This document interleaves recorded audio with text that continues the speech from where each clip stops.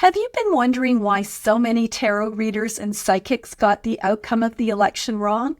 Me too. Stay tuned for my opinion why, as well as how tarot readers can regain confidence in our readings when we made a mistake. Hi everybody, I'm Sue Ellen Clayton. Welcome to my channel where we're learning how to read tarot one card at a time.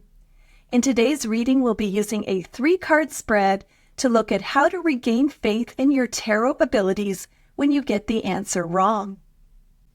I will be using the Radiant Rider-Waite Tarot, and there's a link below. This is the second of 3 videos about the United States election, and then I'll go back to our regularly scheduled programming. As I film this, it's been a couple of days since we got the United States election results, and there's been a lot to think about. And something that I've wondered about is how so many tarot readers, psychics, astrologers, mediums, and other people in this space got the election outcome so wrong. As a relatively new tarot reader, I know that getting things wrong is a big concern that holds some of us back from reading for other people. So I wanted to share my thoughts about why I think tarot readers got this wrong, as well as the results of my reading about how tarot readers can regain faith in ourselves when our readings aren't correct. Just a bit of background. I started paying a lot of attention to the presidential race after I watched the debate between Trump and Biden at the end of June. Biden's performance was disappointing, to say the least, and I was completely depressed about the Democrats' chances of winning. And then Kamala Harris took over as the Democratic nominee, and I really liked her as a candidate and her "we're not going back" approach. I started paying a lot more attention to politics, especially podcasts, to the point that it became a problem. I even did a YouTube reading about it called Doom Scrolling Detox: How Can I Stop Watching Online News?, which I'll link to below. I found myself watching political podcasts before bed, and then I discovered tarot readers and mediums who were doing readings about the election, and then I was really hooked. Although the pollsters all felt that the race would be close, the tarot readers and psychics that I follow all believed she would win. In between, I was doing my own political readings, although I didn't share them on this channel, but I was confident enough in Kamala's victory that I felt extremely hopeful on election day until the results started coming in. I was stunned that Trump won, and you can see my reaction in Election Letdown: How Do I Cope with Trump's Winning the Election? And I'll link to this below. Basically, I was devastated. But I think it was worse for the people in the tarot and psychic community who had publicly shared their readings on YouTube, because they didn't just face their own profound disappointment, they had to deal with followers posting nasty messages about how they were frauds. And a couple of brave readers actually said that they felt like frauds and were considering shutting down their social media accounts and doing something different. Others were baffled about how so many of them got this wrong, and it really shook their faith in their abilities. So, while I got to question why my tarot predictions were wrong privately, at least until I decided to share it with you today, I can't imagine what it would be like to have such a public failure. And that's what I wanted to talk about tonight. Why were so many readings about the election wrong? What do you do when your readings are wrong? And how do you cope and not lose your confidence? I'll answer all of these questions as I share my reading. I also wanted to mention that I have another video called Get Your Tarot Mojo Back: How to Rekindle Your Enthusiasm and Recover from Burnout, which you might find helpful, and I'll link to it below. I did a 3-card reading to answer the question, how can I regain faith in my tarot readings when they are wrong? I drew 3 cards. Card number 1 shows what I learned from the election misinterpretation. I drew the 8 of Swords reversed. Card number 2 looks at how this experience can improve my readings in the future. I drew the Ace of Cups. And card number 3 looks at how I use this experience to create more faith in myself. And I drew the King of Pentacles reversed. Before I get started with the cards, I want to warn you that this will be a rather unusual reading for me. I usually stick fairly close to the customary meanings of the cards, and this time they've triggered a lot of thoughts about things such as how we connect with spirit. I'm filming this on Friday, November 8th, so I've only had a couple of days to digest the election results, so this might not be as polished as some of my other videos and will contain a lot more of my opinions. Let's begin by talking about my first impressions. All three are minor arcana cards, and the two outside cards are upside down with the figures facing inward. In the center, we have the Ace of Cups, which is about emotions and a lot of tears, which reflects how I feel. I also feel like things have turned upside down. Overall, this is a very positive reading, and the skies are clear or sunny. The fact that these are all minor arcana cards tells me that this is not an experience that will take me down. So now let's talk about each card individually. Card number 1 shows what I learned from the election misinterpretation. I drew the Eight of Swords reversed. The Eight of Swords reversed is a card about breaking free from limiting thoughts, and I felt like getting the election results wrong is a time to really look at my limiting thoughts and beliefs around tarot readings, and I'm going to share some things with you. There's nothing like a traumatic experience to shake up your beliefs, and this is no exception. Personally, I was quite happy with my beliefs in the status quo, but that's not what election night handed us. This reminds me of when my father-in-law was diagnosed with lung cancer. He was in his 50s and had been smoking since he was a preteen. He tried to quit numerous times over the years, although I'm not sure how hard he worked at it, but he'd never been successful. However, when the oncologist gave him the diagnosis of lung cancer, he walked out of the office and never smoked again. Sadly, he still passed away of lung cancer, but that's not the point of the story. The point is that tough experiences can be the catalyst to new, and sometimes even healthier, beliefs that we wouldn't have reached otherwise. The first thing that I thought about is that nobody gets things right all the time, whether we read tarot cards, are professional athletes, or try to predict what should go in next year's flu shot. Think of Thomas Edison, who's quoted as saying it took him 1,000 attempts to invent the light bulb. So I think one lesson that we can learn is that it's unrealistic to expect that tarot readers would be the only professionals who get things right 100% of the time. Just before the election, I'd been reading a book about pain management, and I wanted to share an example from physicians that was described in a book called Chronic Pain Rehabilitation by Dr. Evan Parks. I'll share information on the book and the study below. The people conducting the study sent a 63-year-old woman with lower back pain, which the researchers had correctly diagnosed with 3 separate conditions, to 10 different MRI centers where the results were interpreted by specialists. Just FYI, a radiologist has to complete a bachelor's degree, followed by 4 years of medical school, followed by 4 or 5 years as a resident, with an optional 1 or 2 years in a fellowship to further specialize. So we're talking about at least 12 years of education. And, as you'll find out in a moment, they still got things wrong. The 10 MRI centers reported 49 different diagnoses instead of the 3 that were correct. 45% missed the spinal stenosis, 47.5% missed the disc herniation, and 72.5% missed the nerve root compression. I found this horrifying from a medical standpoint. But my point is that I think that, as tarot readers, we need to accept the fact that everybody gets things wrong, even scientists who've had a lot of education. Back to the election. It wasn't just tarot readers, psychics, and astrologers that got things wrong. There were also a lot of pollsters and experts who predicted the election incorrectly. And I'm guessing that they'll be doing some soul searching to figure out what went wrong, which I think is a good thing. The next lesson I wanted to talk about was predictive tarot readings, sometimes called divination or fortune telling. And I think that is something that we, as tarot readers, might want to evaluate if we should be doing. Personally, I'm much more comfortable using tarot for self-development. Don't get me wrong, I love the idea that tarot is a divination tool, and I loved watching YouTubers read about the election. But it's a big responsibility, even if you say this is for entertainment purposes only before you conduct the reading, because there's a large expectation that you will be right. I won't say that I'll never do predictive readings for other people, but I certainly don't see myself doing them anytime soon.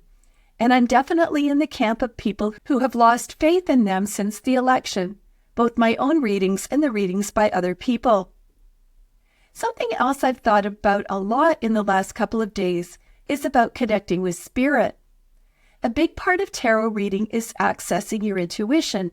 So then we have to decide where intuition is coming from.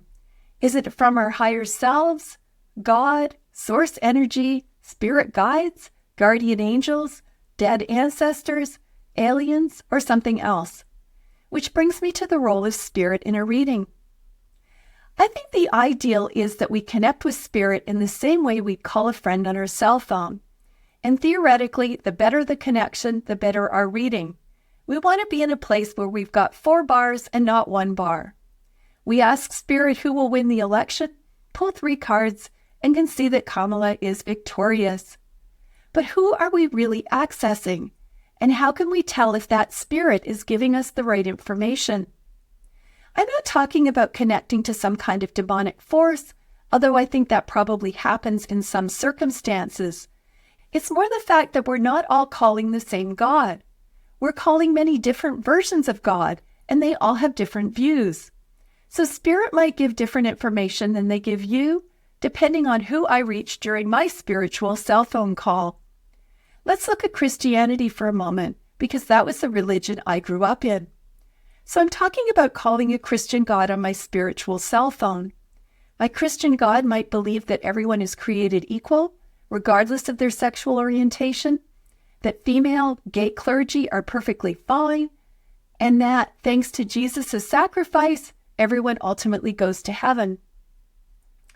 Yet my neighbor's Christian God tells them that homosexuality is a sin, that you have to be saved to go to heaven, and that only men can be in leadership positions in a church.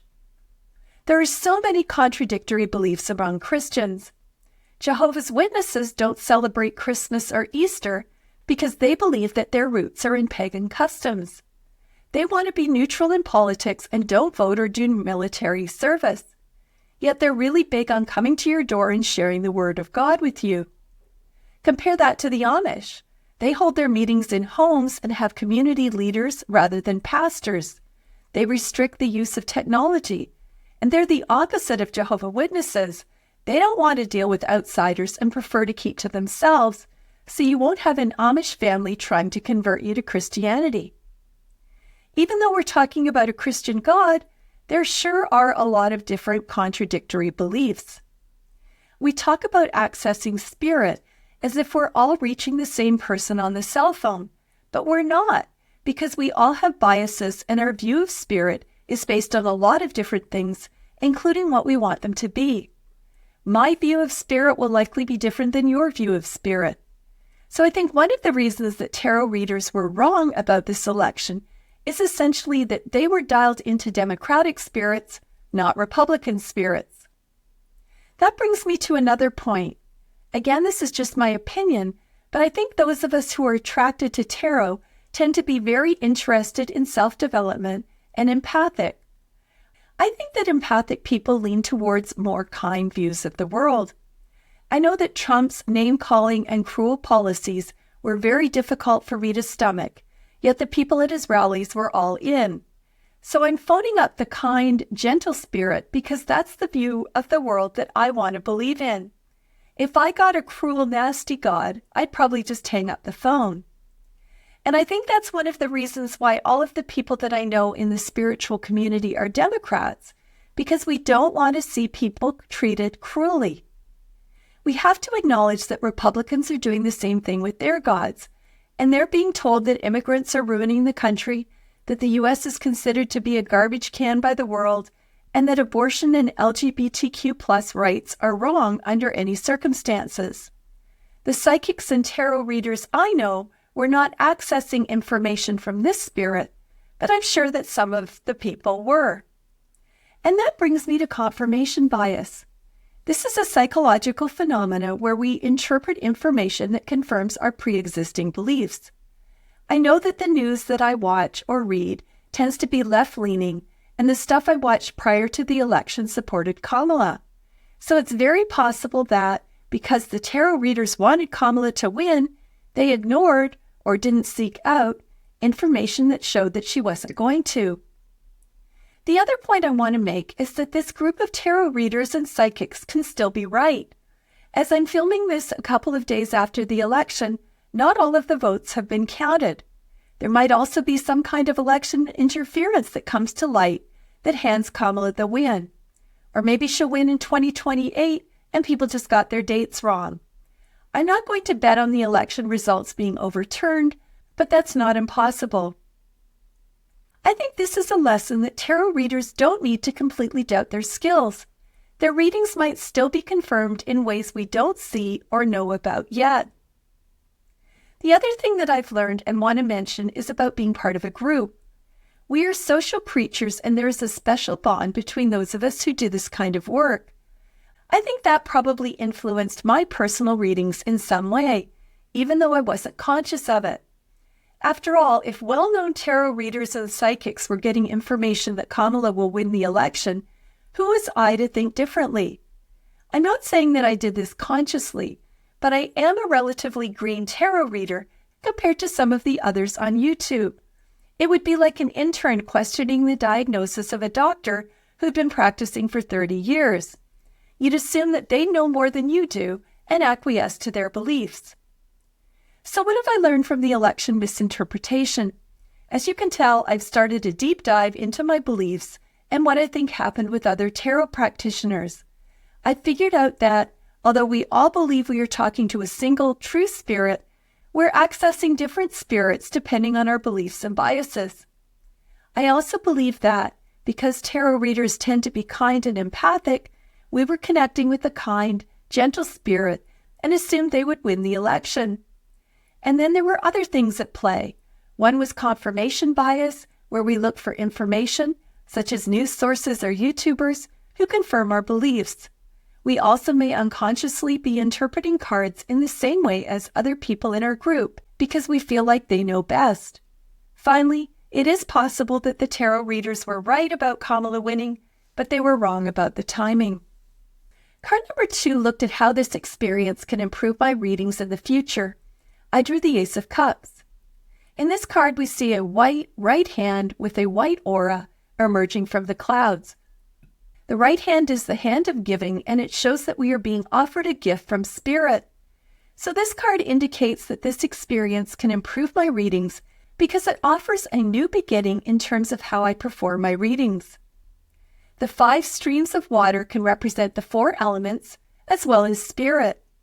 They can also represent the 5 wounds that Christ suffered during his crucifixion. To me, this represents that suffering can lead to new beginnings. So I think that the suffering that many of us have felt following the election will be a catalyst to do things differently. Above the chalice is a dove with a wafer in its mouth. Doves represent peace. The wafer is likely a communion wafer used in Christianity, and the cross on the wafer would represent Christ. In Christianity, this is a symbol of Jesus' sacrifice on the cross in order to forgive people's sins and restore their relationship with God. I take this to mean that, if we choose to do so, we can use our feelings about the election results to nourish ourselves spiritually and to improve our relationship with God. I see the water droplets as representing tears. There are 26 of them. They represent yods, which is the 10th letter of the Hebrew alphabet. These 26 droplets represent the numerical value of the Hebrew word for God. So, through our tears, we can get closer to God. The tears in the 5 streams of water represent emotions, as does the water below. This is an emotional time. I think it's essential that we feel our emotions. I think we also need to be in touch with our emotions when we do readings and try to figure out how they are influencing our readings. We can improve our readings if we take this opportunity to look at our personal biases. I did a reading called Sex Worker, Should I Relocate to Do Sex Work, that I'll link to below, and this talked a lot about personal biases. I shared a story about one of my teachers who does a lot of readings for sex workers, who frequently ask questions about whether they should continue in that line of work. Speaking for myself, I can say that sex work is not a career that I've ever wanted to pursue. But my teacher has learned to put her personal opinions aside and just look at the cards. Another lesson that can improve my readings is to be aware of our personal biases. We are all biased in some ways. I might believe that everyone wants to have a romantic partner, to move up the ladder in their job, and to buy a home in the suburbs. But the truth is that there are plenty of people who enjoy being single, have no desire to take on any more responsibility at work, and enjoy renting an apartment in the city. One of the biases I never thought about were political beliefs, but here we are. I think that in future elections, tarot card readers and other psychics will consider whether being a Democrat or a Republican is influencing how they read the cards. One of the online tarot readers I follow made an interesting comment that I've been thinking about. He doesn't read reversals, and when I think about it, I don't think that any of the tarot readers that I watch on YouTube use reversals either. He pointed out that this can create a bias towards a more positive reading because, in general, reversed cards have a more negative meaning. This doesn't apply to me because I read reversals, but I wonder if some readers will start using reversals to even the playing field between positive and negative meanings of the cards. The final thing I want to point out is that this is a very calm, tranquil card. It is a reminder that it is very hard to do readings when you're in a tumultuous headspace. The time leading up to the election was very chaotic, and that may have impacted the readings. Finally, I think that the Ace of Cups is a reminder that we need to prioritize our emotional health. This includes expressing our emotions and figuring out how to find internal and external peace.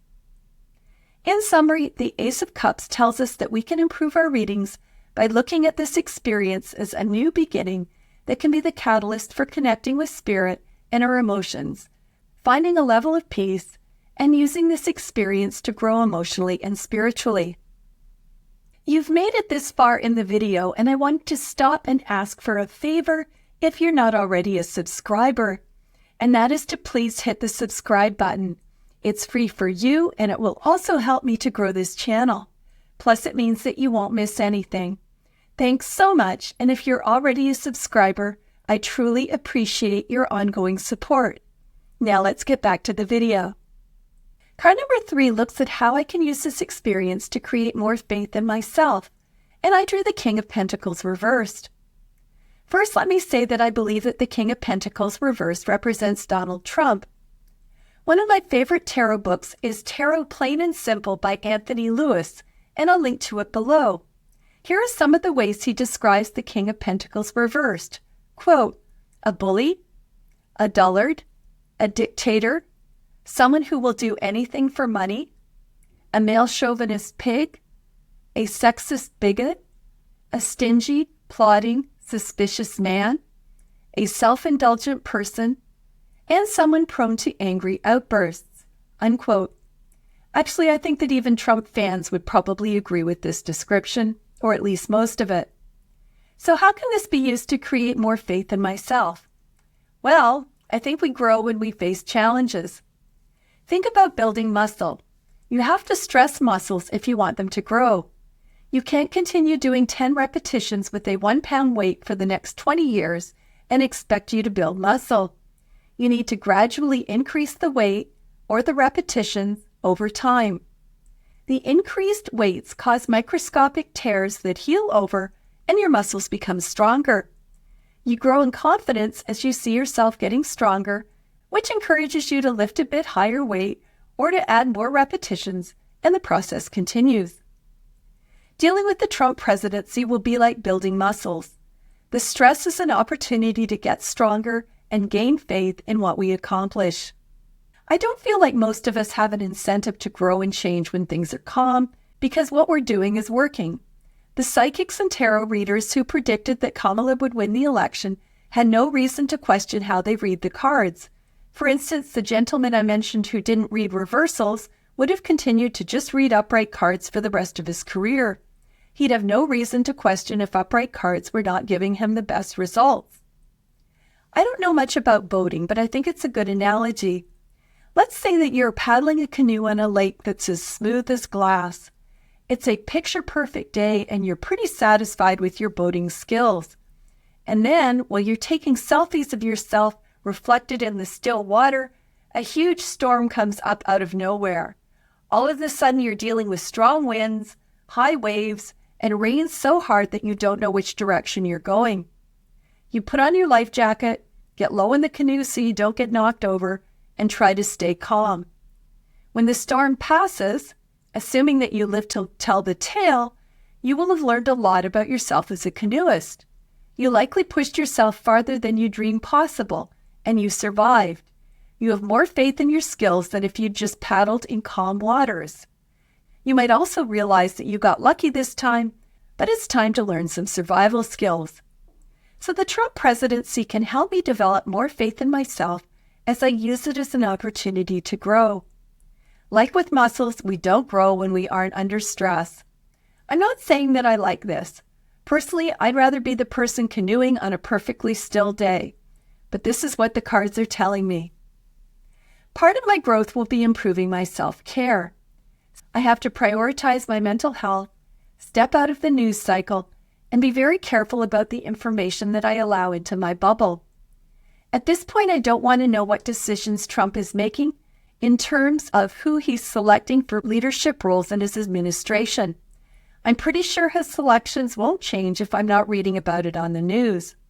Earlier, I mentioned about how my father-in-law was able to stop smoking when he got his diagnosis of lung cancer.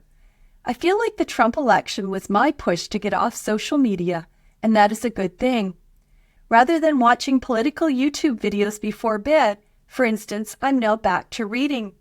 I've been reading a memoir that is totally unrelated to anything in the news, and I'm really enjoying it. I was really annoyed with myself about how much time I wasted watching the news prior to the election.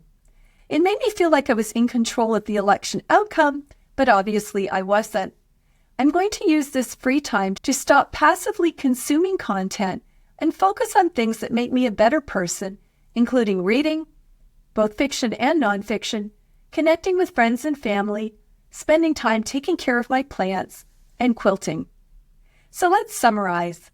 This reading was about how to regain faith in my tarot readings when they were wrong about the election. Card number 1, the Eight of Swords reversed, shows what I learned from the election misinterpretation.